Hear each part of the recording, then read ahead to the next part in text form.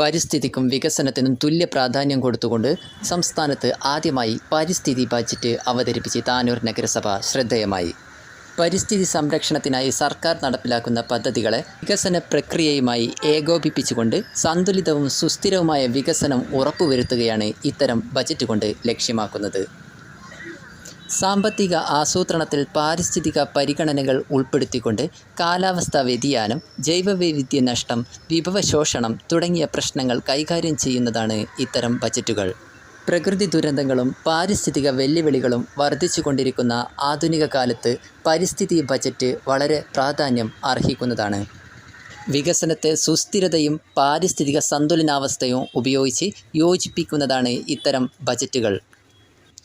ഭരണത്തിൻ്റെയും വികസനത്തിൻ്റെയും എല്ലാ മേഖലകളിലും പാരിസ്ഥിതിക പരിഗണനകൾ മുഖ്യധാരയിലേക്ക് കൊണ്ടുവരുന്നതിനുള്ള ഒരു മുൻകരുതൽ കൂടിയാണ് ഇത്തരം ബജറ്റുകൾ.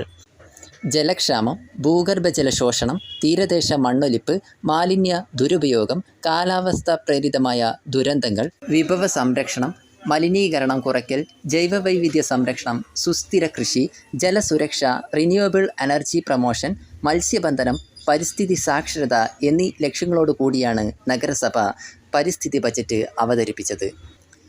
ജലസുരക്ഷയ്ക്കായി ഭൂഗർഭജല മാപ്പിങ്ങും റീചാർജിങ്ങും നടപ്പിലാക്കുക, ഭൂഗർഭജലത്തിൻ്റെ അമിതമായ ചൂഷണം തടയുക, മഴവെള്ള സംഭരണികൾ പ്രോത്സാഹിപ്പിക്കുക, ഉത്തരവാദിത്ത ജല ഉപയോഗവും റീചാർജിങ്ങും ഉറപ്പാക്കിക്കൊണ്ട് കർശനമായ ഭൂഗർഭജല സംഭരണവും നടപ്പിലാക്കുക എന്നതാണ് ബജറ്റിലെ ഒന്നാമത്തെ ഘടകം.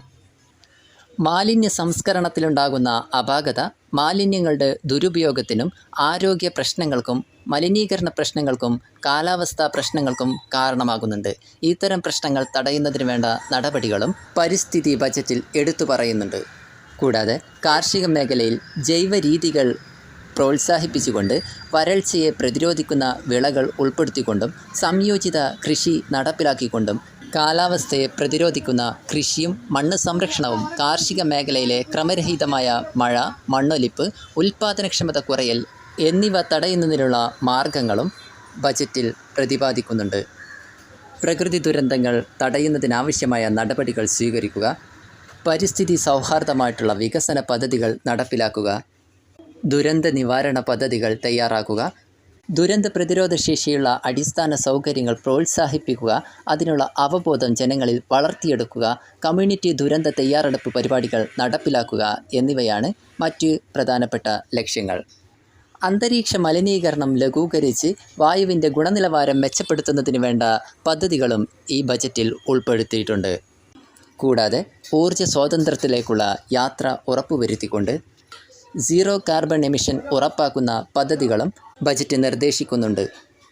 പരിസ്ഥിതി സൗഹാർദ്ദമായ വികസനം നടപ്പിലാക്കുന്നതിന് 100% പരിസ്ഥിതി സാക്ഷരത ആവശ്യമാണ്.